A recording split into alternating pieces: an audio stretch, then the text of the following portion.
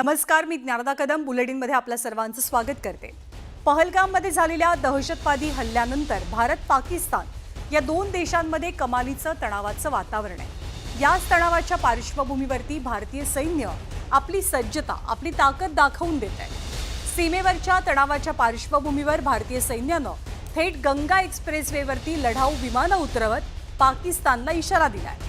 शुक्रवारी उत्तर प्रदेशच्या शहाजहांपूर जिल्ह्यातील गंगा एक्सप्रेसवेवरती भारतीय हवाई दलाच्या लढाऊ विमानांची यशस्वी लँडिंग प्रक्रिया सर्वांना पाहायला मिळाली आणि खरं तर ही केवळ ट्रायल होती। पण गंगा एक्सप्रेसवेवरती उतरलेल्या लढाऊ विमानांचा आवाज हा थेट पाकिस्तानच्या इस्लामाबादपर्यंत जाऊन पोहोचलाय। भारताच्या लढाऊ विमानांची गर्जना, गंगा एक्सप्रेसवर सामर्थ्याचं दर्शन, भारत मोठ्या कारवाईच्या तयारी, विमानांच्या गर्जनेनं पाकच्या पोटात गोळा। भारतीय सैन्याला फ्री हँड दिल्यानंतर भारत आणि पाकिस्तानच्या सीमेवर अभूतपूर्व तणाव आहे। अशा परिस्थितीत भारतीय सैन्याच्या युद्धाभ्यासानं पाकिस्तानची हवा टाईट झाली आहे। शुक्रवारी दुपारी 12:30 वाजता वायुसेनेचं C-295 हे लढाऊ विमान मेरठ प्रयागराज गंगा एक्सप्रेसवर अवतरलं आणि भारताच्या लढाऊ विमानांच्या गर्जनेचा इस्लामाबाद, कराची आणि लाहोरपर्यंत पोहोचलेला आवाज पाकिस्तानच्या मनात धडकी भरवणारा होता। कारण लढाऊ विमानं रनवेवर नाही तर थेट हायवेवरून उड्डाण घेत होती। हे भारताच्या सामर्थ्याचं आणि सज्जतेचं जगाला दर्शन होतं। युद्धाच्या काळात शत्रूच्या रनवेला प्रामुख्यानं टार्गेट करून उद्ध्वस्त केलं जातं। अशा वेळी जर हायवेज रनवे म्हणून वापरले जाणार असतील तर शत्रूसाठी हे किती मोठं आव्हान आहे याचा अंदाज पाकिस्तानला आला असेल।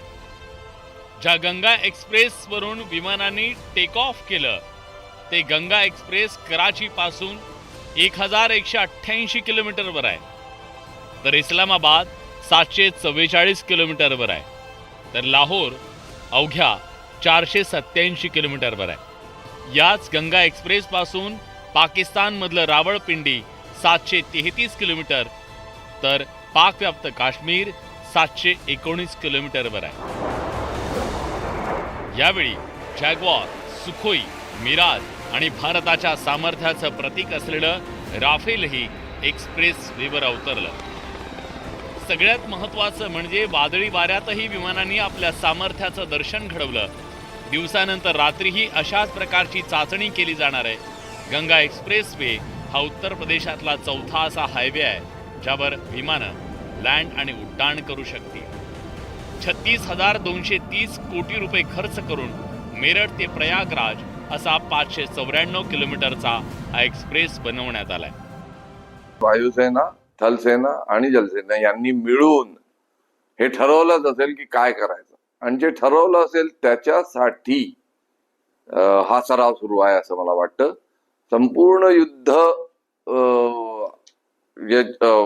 हे हवं आहे आपल्याला, आता हवं आहे असं नाही, परंतु तयारी ही तर सगळी शेवटपर्यंतचीच असते। भारतानं गेल्या काही वर्षात सीमा भागात अनेक पायाभूत सुविधा उभ्या केल्या, तसंच अंतर्गत भागातही केलेली गुंतवणूक बदललेल्या भारताचं आणि सामर्थ्याचं प्रतीक आहे। ज्या रस्त्यावरून वाहनं चालतात तिथं आणीबाणीच्या काळात लढाऊ विमानं लँड आणि टेक ऑफ करू शकणार असतील तर हे शत्रूच्या पोटात गोळा आणणार आहे हे नक्की।